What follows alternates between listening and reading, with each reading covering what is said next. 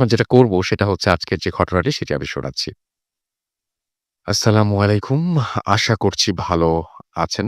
আমিও ভালো আছি। তবে আমাদের এই জগতে এমন কিছু ঘটনা ঘটে যায়, যা সবসময় আমাদের সবাইকে ভালো থাকতে দেয় না। আজ আমার জীবনের তেমনই একটি ঘটনা আমি লিখে পাঠাচ্ছি এবং আ ভালো লাগলে পড়ে শোনাবেন। আমার স্ত্রী একজন মিডওয়াইফ। তার পোস্টিং মুন্সিগঞ্জ জেলায় কোনো একটি উপজেলা স্বাস্থ্য কমপ্লেক্সে। আমি সিলেটে থাকি। পেশায় একজন কম্পিউটার গ্রাফিক্স ডিজাইনার। যখন আমার স্ত্রীর নতুন পোস্টিং হয়, তখন আমাদের একমাত্র ছেলে, তার বয়স ছিল ৩ মাস। সেই ৩ মাসের ছেলেকে নিয়েই আমার স্ত্রী চাকরিতে যোগদান করেন এবং তার মাকে অর্থাৎ আমার শাশুড়িকে নিয়েই হাসপাতালের কোয়ার্টারে থাকেন। চাকরির সুবাদে আমি আমার বাড়িতেই থেকে যাই। আপনার হয়তো জানা আছে যে মিডওয়াইফদের মাসে কয়েকটা নাইট করতে হয়। ঘটনাটা তেমন একটা নাইটের। গত রোজার ঈদের ছুটিতে আমি মুন্সিগঞ্জ চলে যাই স্ত্রী-পুত্রের সাথে ঈদ করার জন্য। আমি যেই দিন যাই, আমার শাশুড়ি হাসপাতালের কোয়ার্টার ছেড়ে তার বাড়িতে চলে যায়। সাধারণত আমার স্ত্রী নাইট ডিউটির সময় আমার শাশুড়িকে সঙ্গে নিয়ে যেত। কিন্তু উনি সেদিন আমার মানে উনি না থাকায় আমাকেই সঙ্গে যেতে হয়। যাওয়ার কারণ আ কোন রোগী যখন আসে তখন তাকে বাচ্চাটাকে রাখা লাগে। আর যখন কাজ থাকে না মিডওয়াইফদের জন্য নির্ধারিত রুমেই বসে থাকে বা ঘুমিয়ে থাকে। রাত আনুমানিক ২ টা। আমিও আমার স্ত্রী ছেলের সাথে খেলা করছি। আমার কেন যেন মনে হচ্ছে এটা পড়েছি আমি মনে হয়। যাই হোক, ঠিক তখন একজন লেবার পেইন নিয়ে হাসপাতালে আসে। আমার স্ত্রীর কাজ হচ্ছে সেই রোগীর ডেলিভারি করা। আমার কাছে বাচ্চা রেখে আমার স্ত্রী তার কাছে চলে যায় এবং স্ত্রীর যাওয়ার পরেই বাচ্চাটা কান্নাকাটি শুরু করে। কোনোভাবেই বাচ্চা সামলাতে পারছিলাম না। তাই একটু হাঁটাহাঁটি করছিলাম। হাসপাতাল ঘরে ছিমছাম নীরবতা। কোথাও কোনো লোকজন নেই। হালকা শব্দ ভেসে আসছে রোগীদের কাতরানোর আওয়াজ। বাইরের ল্যাম্পপোস্টের আলো আসছে করিডোরে। আমি বাচ্চাটাকে কোলে নিয়ে সেই আলোতে হাঁটছি আর শান্ত করার চেষ্টা করছি। হঠাৎ দেখি একটা সদ্য প্রসব হওয়া বাচ্চা হালকা গুগু শব্দ করে উল্টো দিক থেকে আসছে। তার নাড়ি-ভুড়ি এখনো কাটা হয়নি। আ নাড়ি কাটা হয়নি। সে সে যেই দিক দিয়ে আসছে রক্ত ভেসে যাচ্ছে। এত রাতে এত বাচ্চা, এত ছোট বাচ্চা এখানে থাকা অসম্ভব। এইটা দেখেই আমার মনে হচ্ছিল আমার প্রাণ পাখি বোধহয় বের হয়ে যাবে। কেন জানি না তখন এত অশান্তি লাগছিল বলে বোঝাতে পারব না। এক দৌড়ে রুমে ঢুকে দরজাটা বন্ধ করে দিলাম এবং দরুদ পড়া শুরু করে দিলাম। আ এবং চারিদিকে যখন মানে আমি দেখি যে ছোট, ছোট একজোড়া পা দেখা যাচ্ছে। পায়চারি করছে রুমের চতুর্দিকে। একটু পরে দরজায় নক হতেই দৌড়ে দরজাটা খুলে দিলাম। ভাবলাম হয়তো আ ভাবলাম হয়তো আ পা এই আ আচ্ছা ভাবলাম হয়তো আমার স্ত্রীকে খুঁজছে। দরজাটা খুলে আমি শক্ত হয়ে গেলাম। দরজায় একজন মহিলা রক্তে আ আচ্ছা একটু পরে দরজাতে টকটক করে আওয়াজ হলো এবং আমি ভাবলাম যে আমার বউ নয়তো রোগীর কাছের মনে করুন একটা লোক এসছে। আমি দরজাটা খুলে দিলাম এবং শক্ত হয়ে গেলাম। দেখি একজন মহিলা রক্তে লাল হয়ে গেছে তার শরীর। আমার দিকে তাকিয়ে হাসতে, হাসতে বলল, "আমার বাচ্চাটাকে দেখেছেন? এদিক দিয়ে এসেছে।" আমার বুঝতে বাকি রইল না মহিলাটি কোন বাচ্চার কথা বলছেন। আমি তখন কথা বলতে পারছি না, চিৎকার দিতে পারছি না। শুধু মনে হচ্ছে আল্লাহকে ডাকছি আর বলছি, "আল্লাহ, আমার বাচ্চাটাকে হেফাজত করো।" মহিলা আবার হাসতে, হাসতে শুধু বলল এবং হাসতে শুরু করল এবং কোথায় যেন মিলিয়ে গেল। একটু পরে আমার স্ত্রী এলো এবং বলল যে, "ডেলিভারি করলাম, সেই বাচ্চার মা দুজনেই মারা গেছে। কাউকে বাঁচানো যায়নি।" আমি তখন আমার সাথে ঘটে যাওয়া ঘটনাটা স্ত্রীকে বলতে যেয়েও বলতে পারলাম না। কারণ প্রথমত আমার স্ত্রী ভয় পাবে, দ্বিতীয়ত আমি হয়তো আর না গেলেও হবে। কিন্তু আমার স্ত্রীকে যেতে হবে সেখানে প্রতিনিয়ত। কিন্তু সেই রাতের ঘটনা কেন ঘটল? আমার কিছুই সবকিছুই আমার কাছে আজকে অজানা হয়ে গেল। এই ছিল আমার ঘটনা। আমি যদি ভালো লাগে তাহলে পড়ে শোনাবেন। এটাই ছিল ঘটনাটা এবং আমি এই ঘটনাটা পড়ে শোনাবো কেন যেন মনে হচ্ছে এটা আগে পড়েছি। আমি আরেকটা ঘটনা আপনাদের কিছুক্ষণের মধ্যে শোনাবো। চলে যাবো আমাদের ১ম অতিথির কাছে। আপনার নামটা প্লিজ একটু বলবেন এবং তারপরে আপনার ঘটনায় যাবো আমরা। জি ভাই, আমি রনি মিরপুর ১ থেকে আজকে যে ঘটনাটি বলবো সেটি আমার এক বড় ভাই মাইনুল ভাইয়ের কাছ থেকে শোনা এবং সে নিজেও এই ঘটনার সাথে জড়িত আরকি। ওকে। তারা যখন ঘটনাটি হচ্ছে তারা যখন এসএসসি পরীক্ষা দেয়, তখন সে আর তার সাথে আরো ৩ জন বন্ধু তারা মিলেই করল যে এসএসসি পরীক্ষা শেষ। এখন তো হাতে অনেক সময়। তারা তাবলিগে যাওয়ার চিন্তাভাবনা করল। ও যেই কথা সেই কাজ। যাদের এলাকার মুরুব্বিদের সাথে তারা তাবলিগে যায়। খুব ভালোই চলছিল। ১ম ৩ টা মসজিদ পড়ে। ৪ নম্বর যে মসজিদটা পড়লো সেটি হলো গাইবান্ধা জেলার একটা জায়গায়, ওই গ্রামের দিকে জায়গায়। তারা গেল ১ম দিন সকালে। সারাদিন খুব ভালোই কাটলো। রাতে তারা যখন মানি এশার নামাজের পরে তারা যখন শুতে যাবে, তখন মানি মসজিদের ইমাম যিনি তাদের বলল যে মানি ১ম কাতারটা মানি ফাঁকা রেখে তারপর শুইতে। এখানে বলে রাখা ভালো যে মসজিদটা অনেক আগের, মানে মসজিদটা অনেক পুরানো ছিল। জি। তারা কারণ জিজ্ঞেস করাতে মানি ইমাম বলল যে, এখানে মানি প্রচলিত আছে জিনরা নামাজ পড়ে, এজন্য মানে এরা এখানে যারা তাবলিগে আসে বা রাতে যদি কেউ থাকে ১ম কাতার খালি রেখে তারপর শোয়, এরকম একটা। আচ্ছা। সো তারা মানে যেই কথা যেরকম বলল সেভাবেই ১ম একটা কাতার খালি রেইখা ফাঁকা রেখে তারপর তারা শুলো যে যার মতো। আর মাইনুল ভাই আর তারা যেহেতু এসএসসি পরীক্ষা দিছে, তাদের মনের মধ্যে মানে এইটা হলো যে আমরা আজকে রাত্রে দেখব মানে কারা নামাজ পড়ে বা কি এরকম একটা চিন্তাভাবনা আসলো। তারা মানে সজাগ থাকলো রাসেল ভাই, কিন্তু মানে তারা ক্লান্ত বিদায় সারাদিন জার্নি করে আসছে। তারপর ক্লান্ত বিদায় কখন যে ঘুমায়ে গেছে তারাও জানে না। আচ্ছা। এখানে তাদের যে মানে জামাতের যে আমির ছিল, উনি হলো রাতে ওয়াশরুমে বের হইছে। আর যেহেতু অনেক আমি আগেই বলছি যে অনেক পুরনো মসজিদ, সেহেতু মসজিদের সাথে মানে টয়লেটের কোনো ব্যবস্থা নেই। মসজিদ থেকে একটু দূরে। সে রাতের বেলা তার ওয়াশরুমে গেল। ওয়াশরুমে যাওয়ার পরে সে মানে ওয়াশরুমের কাজ শেষ করে সে যখন মানে আসলো হাত-মুখ ধোয়ার জন্য, এখানে আরেকটা বিষয় হলো মানে ওখানে যে পুকুরটা ছিল, পুকুরের ২ টা ঘাট ছিল। একটা মানে মসজিদমুখী ঘাট, মসজিদে সচরাচর সবাই উজু করে। আরেকটা অপর সাইডে, মানে ঠিক তার অপর সাইডে একটা ঘাট। সে মসজিদের ঘাটে বইসা উজু করা যখন শুরু করলো, কিছুক্ষণ পরে দেখলো যে অপর দিক থেকে মানে তার মতো ছায়া একদম মানে তার মতো দেখতে কে যেন একজন উজু করছে, এরকম একটা ছায়া দেখতে পেল। হুম। মানে সে কিছুটা বিব্রত বোধ হলো যে মানে এরকম তো হওয়ার কথা না, বা আশেপাশে কেউ নাই। বা আমার নিজের ছায়া আমি নিজে দেখতেছি। এরকম সে ভয়ে মানে দোয়া দুরূদ পড়ে উজু করে চলে গেল মসজিদে। সকালবেলা ফজরের নামাজের পরে সে আবার ইমামের কাছে জিজ্ঞেস করল যে, "ভাই আমি রাতে ওয়াশরুমে বের হইছিলাম। তো আমার সাথে এরকম ঘটছে।" এখন হুজুর বলল যে, "আমার এটা আগেই বলে রাখা উচিত ছিল আপনাদের। কিন্তু আমার এটা ভুল হইছে যে মানে এখানে রাতের বেলা উজু করতে এসে অনেকেই এরকম দেখছে যে মানে সে উজু করতেছে, অপর পাশে দেখতেছে যে তার মতো একটা ছায়া এরকম। হুম। অনেকেই দেখছে। যাই হোক, সেদিনকার মতো সকালবেলা তো তারা তাবলিগের কাজ, মানুষকে দাওয়াত দেওয়া।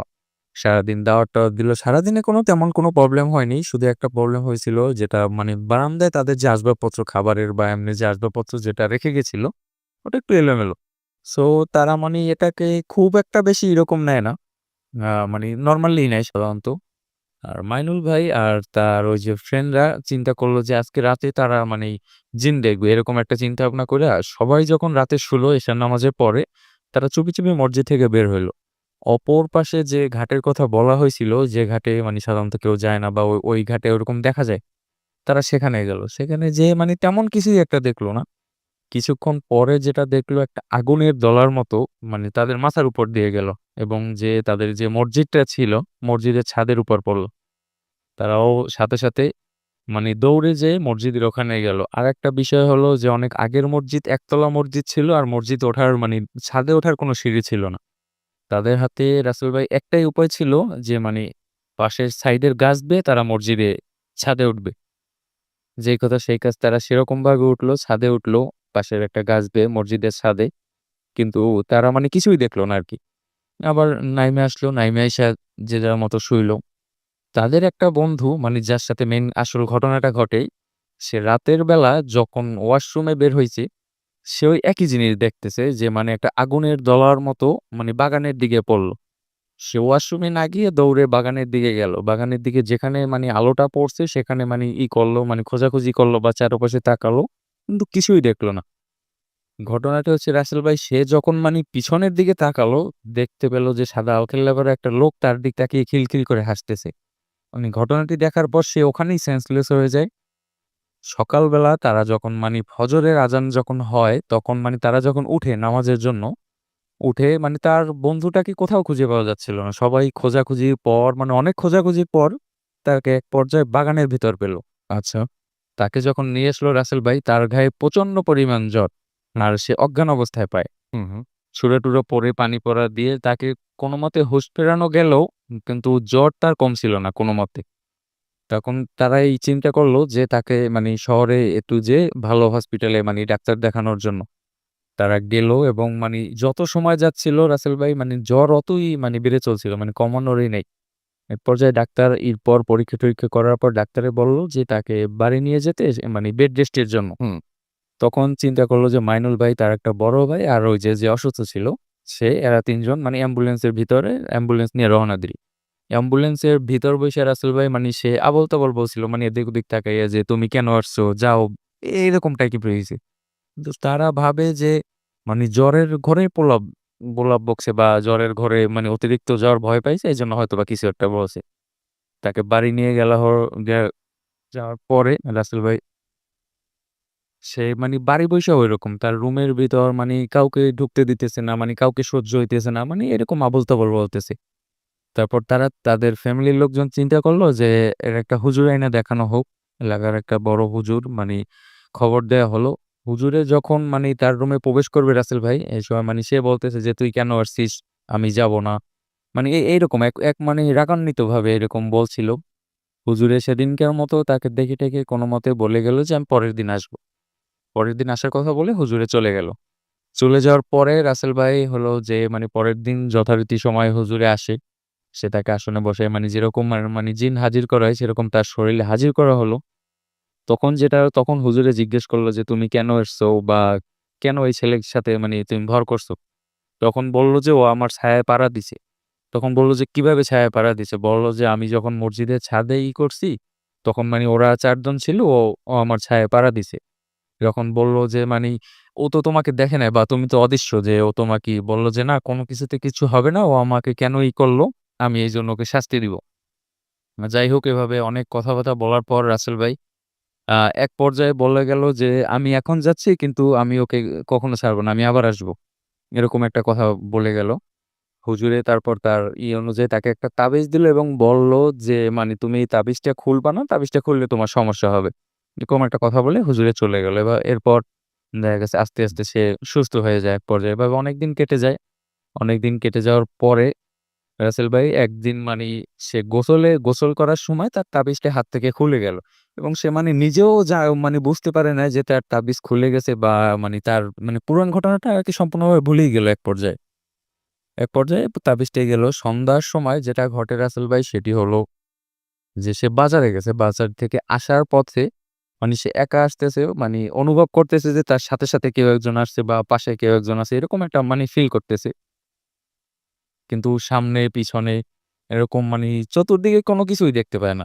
সে আবার হাঁটা শুরু করে। কিছুদূর যাওয়ার পর ওই যে লোকটাকে সে দেখে মানে বাগানের ভিতর দেখে যে অজ্ঞান হয়েছিল, সেই হুবহু লোক সেরকম আবার তার সামনে হাজির এবং হাসতেছে। সে উল্টো পথে দৌড় দিল, বাট মানে সে কখন যে অজ্ঞান হয়ে গেছে সে নিজেও জানে না। পরের দিন আরকি সে মানে আবিষ্কার করল যে সে তার বাড়িতে এবং সেই হুজুরকে আবার ডাকা হলো। ডাকার পরে বলল যে তার তাবিজ খোলার জন্য এইটা হইছে। আবার তাবিজ দিয়ে গেল আর বলল যে কখনো খুলবেন না। এখন পর্যন্ত রাসেল ভাই তার সাথে আর কোনো ঘটনা ঘটেনি। কিন্তু মানে সে যখন একা থাকে বা যখন হাঁটে তখন ফিল করে যে হয়তোবা তার পাশে কেউ আছে। কিন্তু মানে তার কোনো ক্ষতি বা তার সাথে আর কোনো সময় দেখা দেয়নি। এই ছিল রাসেল ভাই আমার ঘটনা। Thank you. আপনার ঘটনার জন্য আপনাকে অনেক ধন্যবাদ। আমরা চলে যাব আমাদের পরের অতিথির কাছে এবং তার কাছ থেকে আমরা একটা ঘটনা শুনে আসবো। আপনার নামটা প্লিজ একটু আপনি বলবেন। তারপর আপনি বলবেন আপনি কোথা থেকে এসছেন। তারপর আপনার ঘটনায় যাব। আসসালামু আলাইকুম। ওয়ালাইকুম আসসালাম। ধন্যবাদ রাসেল ভাই। আমি সৈয়দ আমিন আল আনাস। আমি এসছি মিরপুর ১ থেকে। আমি সরাসরি আমার ঘটনায় চলে যাচ্ছি। আপনাকে ধন্যবাদ আবারও জানাই। অনেক ধন্যবাদ এবং আপনি একটা ক্লিপ নিয়ে এসছেন আপনার মেয়ের, তার বয়স মাত্র ৫ বছর।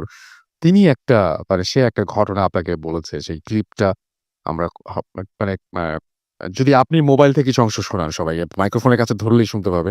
আমাদের মনে হয় সবচাইতে মানে ছোট এখন পর্যন্ত সবচাইতে ছোট আ কোনো লিসেনার এবং সবচাইতে ছোট যে স্টোরি বলছে। আমরা শুধুমাত্র তার গলাটা শোনাবো, শুনে আপনার ঘটনায় চলে যাব। আমার খুবই ভালো লেগেছে এবং আমি খুবই মানে ধন্যবাদ জানাচ্ছি আপনাকে, আপনি সঙ্গে করে নিয়ে এসছেন। আমার মনে হয় শেষের অংশটুকু শুনলেই হবে। হ্যাঁ, জি। তো আপনারা শোনেন এবং ৫ বছরের একটা বাচ্চা সে ভূত এফএম শোনে এবং আ তারপরে সে আবার তার আ একটা ঘটনা সে জানিয়েছে কিন্তু তার সাথে ঘটেনি। তার কাজিনের সাথে ঘটেছে, রাইট? সেটা সে জানিয়েছে। এটা খুবই অদ্ভুত একটা ব্যাপার। তো আমার কাছে খুবই ভালো লেগেছিল। আশা করছি আপনাদেরও ভালো লাগবে। তো চলে যাব ঘটনায় এবং জি, একটু অংশ শুনি শুধুমাত্র। জি। আর রুহানা বল, ওর নাম রুহানা ছিল। ওর নাম ধরে কে জানি ডাকতেছিল সেদিন রাত্রে। আমাদের একটা কুকুর পাড়া আছে, এখানে নদী টদী আছে। সেই জায়গায় আমি আমার দাদার সাথে ঘুরতে যেতাম। আর সেই জায়গায় সেই কুকুর পাড়ের থেকে কি জানি একটা ভূত চিল্লায় ডাকতেছিল আমার কাজিনরে। আমি এত ভয় পেয়েছি। Thank you so much, thank you so much. জি। ভাই কেমন আছে? ও ভালো আছে, আমিও ভালো আছি। তা bye bye at horror flat. Thank you so much. আমরা চলে যাব আপনার ঘটনায় এবং আপনার ঘটনা শুনে আসি আপনার কাছ থেকে। থ্যাংক ইউ রাসেল ভাই। জি। তো আমি সরাসরি ঘটনায় চলে যাচ্ছি। আমি এটা ২০১০ সালের দিকের ঘটনা। জি। তখন আমি ঢাকা ইউনিভার্সিটিতে পড়াশোনা করে আমার এলাকা খুলনাতে আ বি আ চাকরির জন্য চলে যাই। ওখানে একটা লোকাল সংস্থায় চাকরি করি তখন।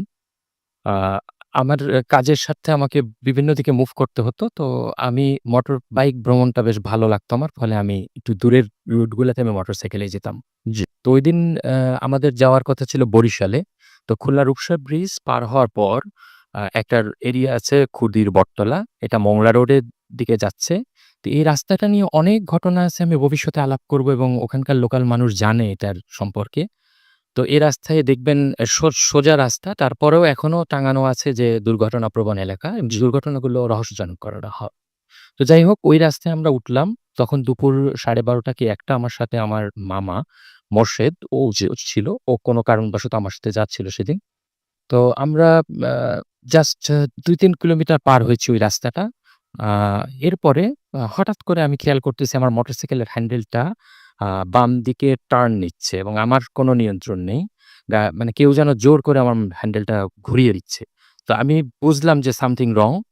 আ আমি তখন যেটা করলাম প্রথমত খুব ঠান্ডা মাথায় আমার ক্লাচটা চেপে ধরলাম এবং আমি এক্সেলেরেটরটা আস্তে কমানো শুরু করলাম।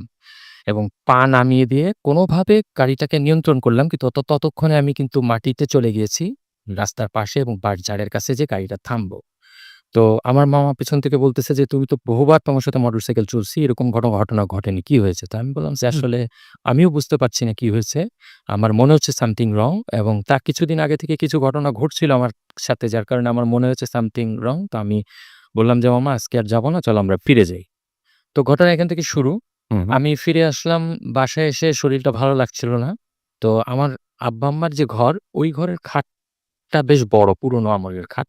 তো ওই খাটটা আ মাঝামাঝি জায়গায় যেয়ে আমি ঘুমিয়ে পড়লাম। মানে শরীরটা ক্লান্ত, টেনশন, ঘুমিয়ে পড়লাম।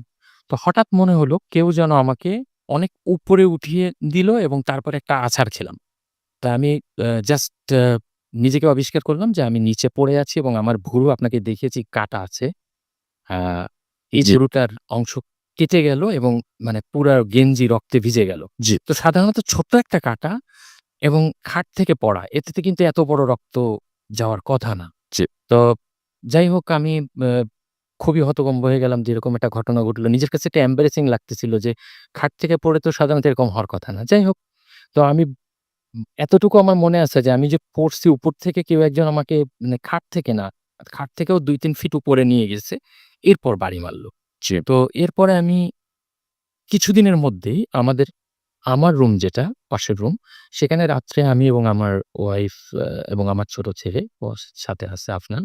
আমরা ঘুমা ঘুমের প্রস্তুতি নিয়েছি। ও অলরেডি ঘুমিয়ে গেছে। হুম। ২০১০ সালের মাঝামাঝি সময়ের ঘটনা। হঠাৎ আ আমার জানলায় একটা প্রচন্ড শব্দ। তো আমি আমাদের বলে রাখি যে আমাদের বাড়ির ঠিক আমার জানলার থেকেই পুকুর আছে একটা পিছনে। তো পুকুরের পাড় আছে। তো আমরা ওখানে তাড়াতাড়ি জানলার কাছে গেলাম। আমি একটা জানলা দিয়ে আমি দেখছি, একটা দিয়ে আমার ওয়াইফ দেখছে। তবে দেখি যে নিচে একটা পাখির মতো কিছু একটা পড়ে আছে অনেক বড়। ওয়াইড যদি প্রশস্ত বলি ২.৫ হাতের মতো হবে। আর জি। লম্বায় হয়তো ২ হাতের মতো হবে। হুম। এখন ওটা ডানাও ঝাপটাচ্ছে না কিছু না কিন্তু পড়ে আছে। এরপর জি, কয়েক সেকেন্ড পরে দেখলাম ও আস্তে উঠতেছে এবং ওর কোনো মাথা নেই। ও উড়ে জাস্ট ৫ থেকে ৭ হাত আমাদের পিছনে লাইট পোস্ট আছে। তো লাইট পোস্টে দেখতেছি পুকুর পাড় দিয়ে যে রাস্তাটা ওখানে লাইট পোস্ট আছে। দেখতেছি যে ও উঠছে এবং জাস্ট ১০ হাত সামনে যেয়ে ভ্যানিশ হয়ে গেল। আচ্ছা।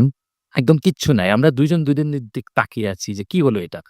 তো যাই হোক দোয়া-দৌড় পড়ে ঐদিন আমরা রাত্রে পার করলাম। তো আমাদের এলাকায় অনেক বড় ভাইদের সাথে কথা হতো বিভিন্ন বিষয় নিয়ে। তো এর মধ্যে একজন আছে টিপু ভাই। তো উনি আমাকে বলল যে, একজন তান্ত্রিক টাইপের একজন নারী আছেন, মধ্যবয়স্কা। উনি হচ্ছেন খুলনা কোয়ে বাজারের পাশে উনার বাড়ি। তো আচ্ছা। ওনার নামটা আমি বলছি না, যাই হোক। তো উনার কাছে যেতে বললেন। তো আমি সাধারণত এই জিনিসগুলো নিজেই মানে সমস্যা হলে নিজেই দোয়া দরুদ পড়ি, বা আমি কারো কাছে যেতে আগ্রহী ছিলাম না। কিন্তু ওদিন এত বড় একটা ঘটনা হওয়ার পর আমি ভাবলাম যে ঠিক আছে, আমি তাহলে যাই। তো টিপু ভাইকে বললাম, "ভাই, কি ঘটনা ঘটছে আপনার সাথেও শেয়ার করব না এবং উনার সাথেও শেয়ার করব না। জি। উনি কি বলে দেখি।" তো উনার কাছে গেলাম। উনি যথারীতি উনার নিজের একটা ঘর প্লাস মানুষ যারা যায় উনার কাছে তাদের জন্য একটা ঘর, যেটা নদীর পাড়ে। জি। এই ঘরের ভিতরে একটা শামিয়ানা টাঙানো, এবং জানেন যে আমি ওখানে দেখলাম প্রচুর টিকটিকি ঘুরছে শামিয়ানার উপরে, এবং একটু অস্বাভাবিক। তো যাই হোক, অনেকেই বলে টিকটিকি গোয়েন্দা। তো হুম। অনেকে আবার বিশ্বাস করে যে জিনদের থেকেও টিকটিকির রূপ নিয়ে ঘরে তারা বিভিন্ন তথ্য নেয় বা বিভিন্নভাবে থাকে। তো যাই হোক, আমি দেখলাম টিকটিকি, তো উনি আসলেন। আসার পর বললাম যে, "আপা, আমি আসলে যে কারণে এসেছি সেটা আমি আপনাকে বলব না।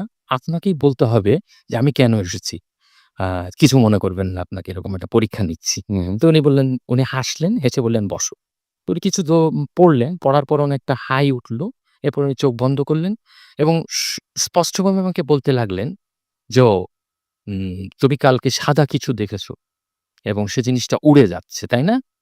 তা আমি আসলে খুব অবাক হলাম এবং ওনার দিকে তাকিয়ে থাকলাম। জি। উনি বললেন যে, "হ্যাঁ, এটা হচ্ছে তোমার সাথে তোমার সাথে আসছে, তোমার পিছনে কিছু প্রভাব আছে। হ্যাঁ, এখন তুমি যদি এর থেকে পরিত্রাণ পেতে চাও, কিছু প্রক্রিয়া আছে।" তো আমি বললাম যে, পরিত্রাণ পেতে চাই, তবে আমি কোনো প্রক্রিয়ার মধ্যে যাব না।" তো এরপরে আ ২০১৫-১৬ সাল পর্যন্ত আমার সাথে অনেকগুলো ঘটনা ঘটে, যেগুলো আমি সুযোগ পেলে আবার আসবো আপনার কাছে, এসে ঘটনাগুলো বলব। এবং উনার কাছ থেকে আমি অবশ্য কোনো ট্রিটমেন্ট নিয়েছিলাম না। কারণ উনি বলেছিল, যদি আমি ট্রিটমেন্ট দিই, কখনো যদি এই ট্রিটমেন্টে কোনো সমস্যা হয়, দেখা গেল আপনাকে তাবিজ দিলাম, এটা খুলে পড়ছে, তখন কিন্তু আপনার উপর আক্রমণ হবে। জি। তো আমি বলছিলাম যে, "না, আমি যা জানি সেটার উপরেই থাকি।" তো এখন আপাতত সমস্যাগুলো কেটে গেছে। তবে অনেকগুলো ঘটনা আছে যেগুলো আমি আস্তে, আস্তে শেয়ার করতে চাই। Okay. Thank you so much. আপনাকে অনেক ধন্যবাদ আমাদের স্টুডিওতে এসে আপনার ঘটনা শেয়ার করার জন্য, এবং আশা করছি আপনাদেরও ঘটনা ভালো লেগেছে। আম ঘটনায় চলে যাব। আমাদের সঙ্গে যে অতিথি আছেন, ১ম যে অতিথি আছেন, তার একটা ঘটনা শুনে আসবো। চলুন শুনে আসি ঘটনাটি। স্টে টিউনড রেডিও ফুরফুরে এফএম।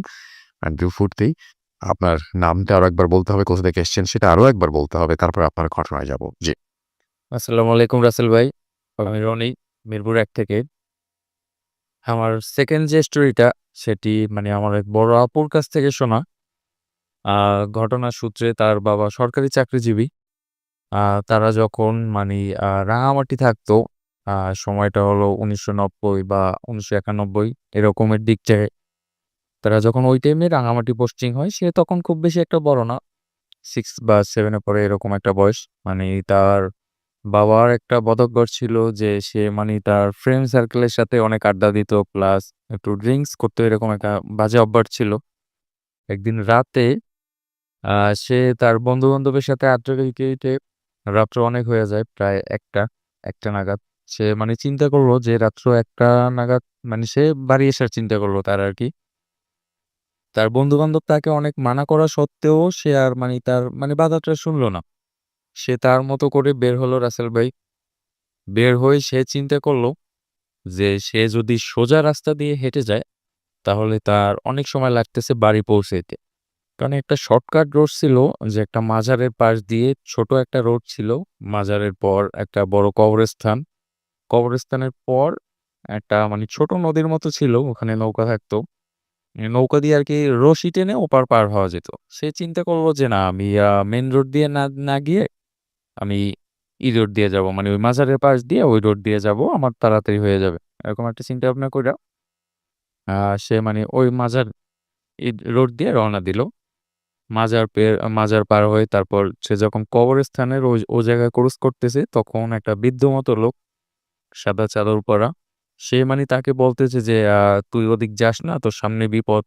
ওদিক বিপদ হবে। তুই আবার ফিরে যা। যেখান দিয়ে আসছিস সেখানে ফিরে যা। ওদিক সামনে আর করিস না।" সে নেশাগ্রস্ত ছিল, মানে একটু মাতাল অবস্থায় ছিল। সে আর বিষয়টা তেমন একটা গুরুত্ব দেয় না। সে তার মতো করে হাঁটতেছে।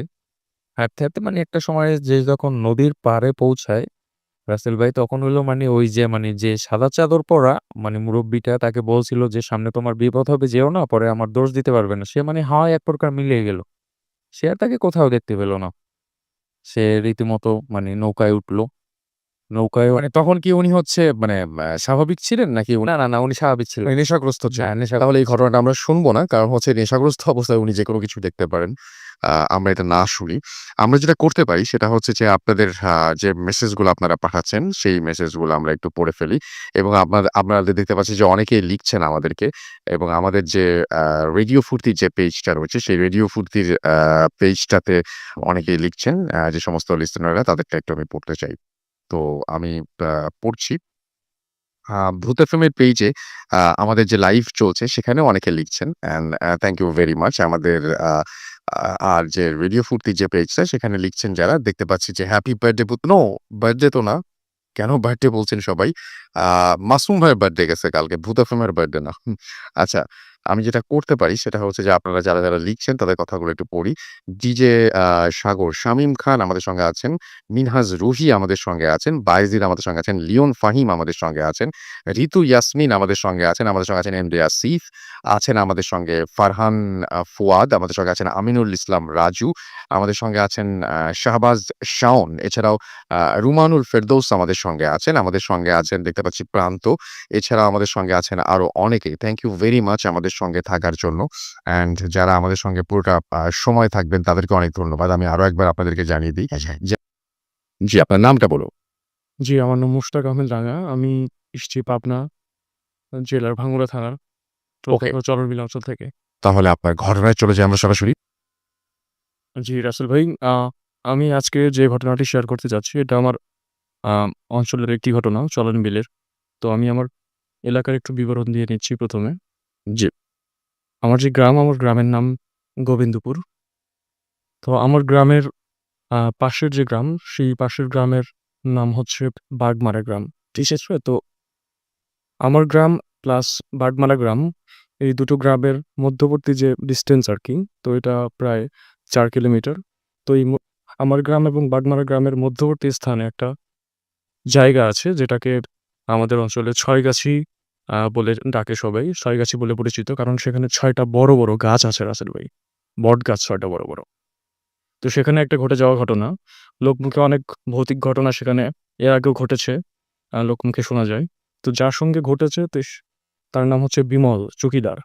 গ্রাম্য পুলিশ যাকে বলে। তো আমার ইউনিয়ন যেটা, আমার ইউনিয়নের আ গ্রাম্য পুলিশ বিমল, তার সঙ্গে ঘটে যায় ঘটনাটি।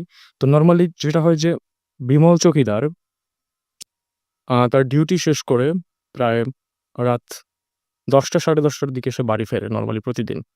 তো এমন একটা দিন ২০১৬ সালের দুঃখিত ২০১৬ সালের এটা মার্চ মাস।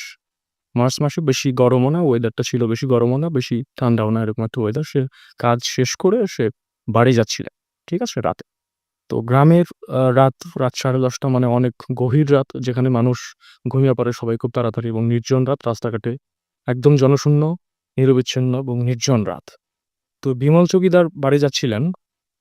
বিমল চৌকিদার যদি বাড়ি যায় সেক্ষেত্রে ওই ছয়গাছি ভিটাটাকে ক্রস করে তার বাড়িতে যেতে হবে। তো এটা তো বাড়ি যাচ্ছিলেন। তো যখন সে ছয়গাছি ভিটার কাছাকাছি চলে যায়, তো ওই সময় যেটা লক্ষ্য করে, ছয়গাছি ভিটার ঠিক সাইডে একটা জমি আছে, ফাঁকা জমি। সে যেটা লক্ষ্য করে যে কিছু আ আ গরু সেই ভিটার উপরে ঘাস খাচ্ছে। ঠিক আছে? প্রায় ৭-৮ টা গরু অত রাতে।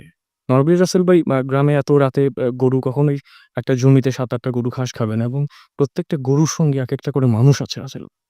তো বিমল চৌকিদার আ স আ বে বে বিষয়টা বা আ বা ১ম এ স্বাভাবিকভাবেই নেয়, এবং সে ১ম এ ধারণা করে যে হয়তো চোর গরু চুরি করে বা ডাকাত গরু ডাকাতি করে এইখানে নিয়ে এসে ঘাস খাওয়াচ্ছে বা রেস্ট নিচ্ছে, বিশ্রাম নিচ্ছে।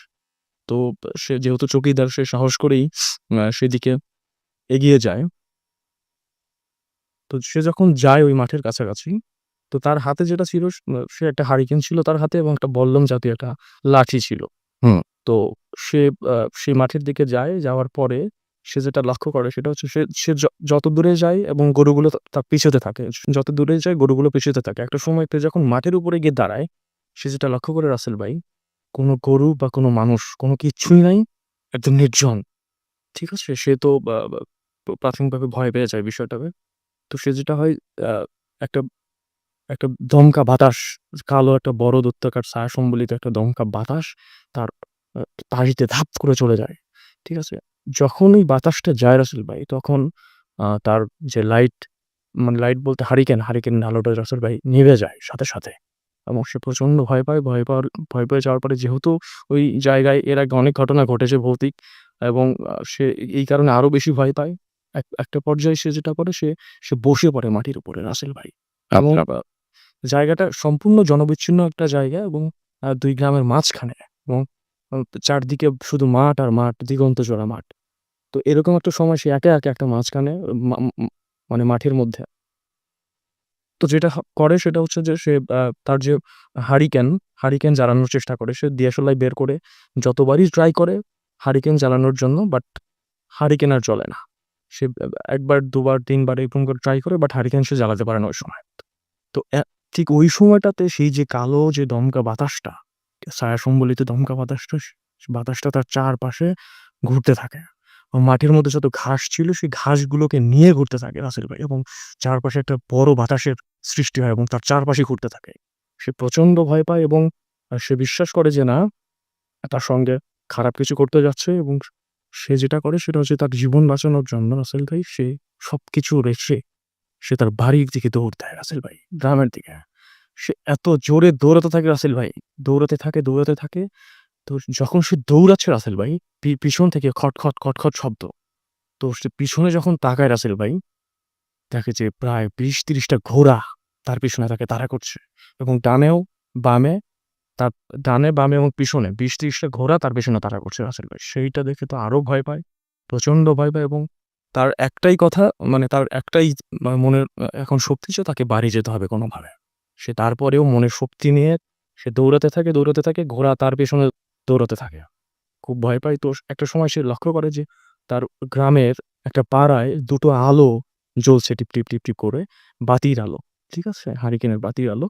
তো সেই বাতিকে লক্ষ্য করে সে আরো দ্রুত দৌড়াতে থাকে, এবং সে একটা সাহস পায়। একটা সময় গিয়ে সেই বা বা বা আলোর কাছে গিয়ে সে ধাপ করে পড়ে যায়, এবং সে তাদেরকে বিষয়টা খুলে বলে যে, "আমি এরকম ভয়ের ঘটনার সঙ্গে আ এতক্ষণ ছিলাম। তো আমাকে পানি দেন।" তো রাসেল ভাই সাথে, সাথে বাড়ির লোকজন তাকে নিয়ে যায়। তাকে নিয়ে গিয়ে পানি খাওয়ায়। পানি খাওয়ানোর পরে সব বিষয়গুলো শোনে। শোনার পরে রাসেল ভাই যেটা হয় সেটা হচ্ছে যে, চৌকিদার প্রচন্ড ভয় পায়, এবং নেক্সট টাইম আ ওই চৌকিদার আজ পর্যন্ত ওই রাস্তা দিয়ে কখনোই এত রাতে আর যায়নি। তো এই ছিল আমার ঘটনা রাসেল ভাই। এরকম আরো ঘটনা ওই জায়গা কেন্দ্রিক আছে। পরবর্তীতে সুযোগ পেলে আমি আবারও শোনানোর চেষ্টা করব। ধন্যবাদ আপনাকে। আমরা আ চলে যাচ্ছি পরবর্তী ঘটনায় এবং এই ঘটনাটি একটা ইমেইল। আমি সেই ইমেইলটা আপনাদেরকে পড়ে শোনাচ্ছি। ঠিক যেভাবে আছে আমি বলেছিলাম একটা ঘটনা শোনাবো। সেভাবেই পড়ছি। ঘটনাটা আমার কাছে বেশ, আমি পড়বো কি পড়বো না অনেকবার সিদ্ধান্ত নিতে আসলে আমার দেরি হয়েছে। কারণ ঘটনাটি বেশ অবিশ্বাস্য। সেজন্যই। তো আমি ওইটা আরেকবার বলবো আপনাকে যে, বিশ্বাস করা বা না করাটা কমপ্লিটলি আপনার ব্যাপার। এবং এটা আমারও ব্যাপার। আমি বিশ্বাস করব কি না করব এটা কমপ্লিটলি আমার ব্যাপার। তো যাই হোক, আমি যেটা করব সেটা হচ্ছে ঘটনাটি পড়ে শোনাচ্ছি। যেভাবে লেখা আছে আমি সেভাবেই পড়ছি। আসসালামু আলাইকুম রাসেল ভাই। আশা করি ভালো আছেন। আমি জানি আপনি সবসময় ভালোর দলেই, তাই কিছু জিজ্ঞাসা করলাম না। ভূত এফএমে এটি আমার ১ম ঘটনা। ঘটনাটি পড়ে শোনালে আমি খুশি হব। আমি রাবেয়া আক্তার কণিকা, বর্তমানে ক্লাস 10 এ পড়ছি। আমি ভূত এফএমের একজন নিয়মিত শ্রোতা। আমি বাটিয়াঘাটা জেলার ১ নম্বর জলমা ইউনিয়নের বাসিন্দা। যাই হোক, কথা না বাড়িয়ে ঘটনায় চলে যাই। ঘটনাটি ঘটে আমার বাবার সাথে। আমার বাবা অনেক সাহসী ছিল। আমার বাবা মসজিদের একজন মুয়াজ্জিন। তাই ফজরের আজান দেওয়ার জন্য মসজিদে যেতে হতো রাত ৩:৩০ বা ৪টার সময়। বাবা সাইকেলে করে মসজিদে যায়। প্রতিদিনের মতো বাবা আয়াতুল কুরসি ও অন্যান্য দোয়া পাঠ করে গেট থেকে বের হয়ে ইয়াসিন সূরা পড়তে, পড়তে যেতে লাগলো। যেতে, যেতে কয়েকটি কালভার্ট পার হয়ে যেতে হয়। ১ম কালভার্টটি যখন পার হচ্ছিল, তখন হঠাৎ আমার বাবা নীরব আঁধারে স্পষ্টভাবে শুনতে পেল কালভার্টটির নিচ থেকে কে যেন হাসছে। সঙ্গে, সঙ্গে আমার বাবা বুঝতে পারল যে, তার কাঁধ যেন অনেকটা ভারী হয়ে গেল এবং সাইকেলটা ভাইব্রেট করা শুরু করলো। বাবা কি করবে কিছুই বুঝতে পারছে না। কিন্তু যত কিছুই হয়ে যাক না কেন, বাবা ইয়াসিন সূরা পড়া বন্ধ করলেন না। আমার বাবা যে রাস্তা দিয়ে যাচ্ছিল সেই রাস্তার পাশ দিয়ে একটা পাইপ গিয়েছে। নদী থেকে ড্রেজিং মেশিন দিয়ে যে মোটা পাইপ দিয়ে বালি সাপ্লাই করা হয় সেই পাইপ। নদী পর্যন্ত লাগানো ছিল সেই পাইপটা।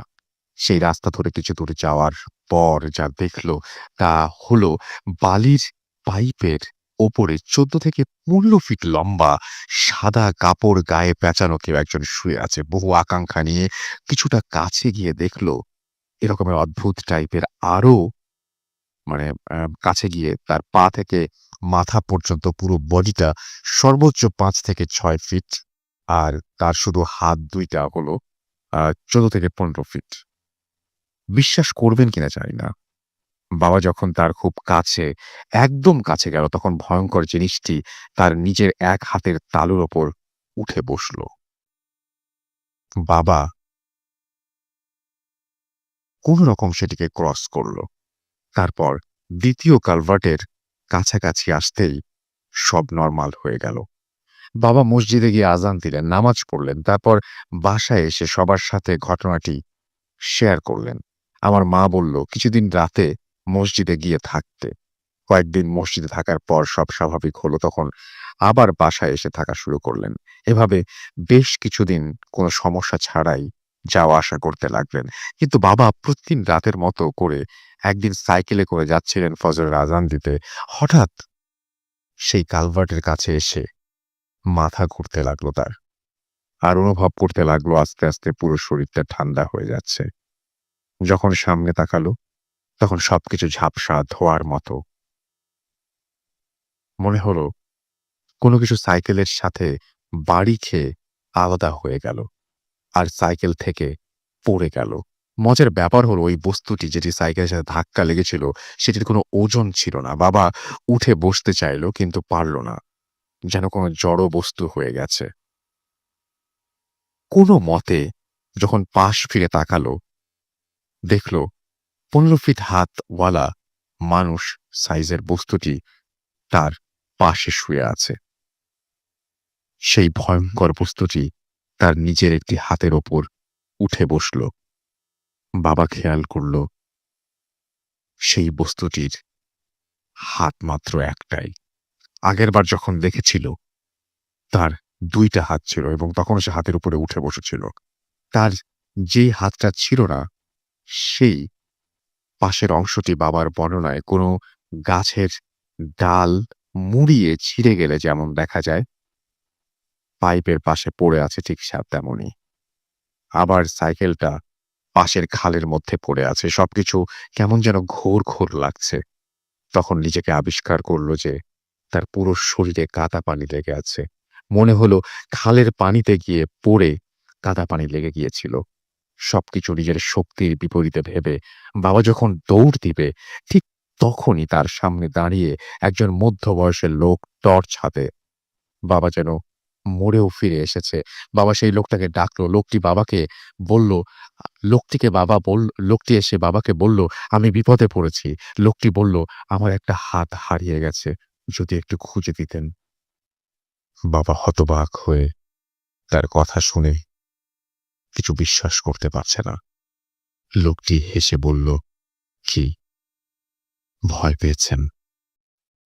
এই বলে বাবার হাতটা সজোরে টান দিয়ে খালের পাশে নিয়ে বলল, "ওই জিনিসটাই।" আমার বাবা তাকিয়ে দেখল সেই ১৫ ফুট সাইজের একটা হাত। হাতটি খালের পানি হতে বের হয়ে হাতের আঙুলগুলো থেকে কেমন যেন আগুনের মতো কিছু একটা বের হচ্ছিল। বাবা কিছু বুঝে ওঠার আগেই লোকটি উল্টো হয়ে খালের পানিতে লাফ দিল, কিন্তু কোনো শব্দ হলো না। বাবা আর কিছু না ভেবে রাস্তা ধরে সোজা দৌড় দিল। জিন্নাপাড়ার মুক্তা কমিশনার কালভার্টে এসে দেখল একজন রিকশা চালক বসে বিড়ি টানছে। বাবা সেখানে গিয়ে আবারও জ্ঞান হারালো। পরে যখন জ্ঞান ফিরল তখন সে দেখল বাসার বেডে শুয়ে আছে। ভোরের আলো ফুটে উঠেছে। সেই রিক্সা চালক যদি আমাদের প্রতিবেশী, তিনিই বাবাকে বাসা পর্যন্ত নিয়ে এসেছেন। তারপর বাবার পরিচিত আসলাম খাসা নামের একজন হুজুর এসেছিলেন। তার নামের মতোই তিনি অদ্ভুত একজন লোক। এই আসলাম খাসা হুজুরকে নিয়ে একটা লোমহর্ষক ঘটনা, সত্য ঘটনা রয়েছে। সময় পেলে লিখে পাঠাবো। যাই হোক, হুজুর সবাইকে ঘরের বাইরে যেতে বললেন এবং ঘরের ভেতর লাইট অফ করে দিয়ে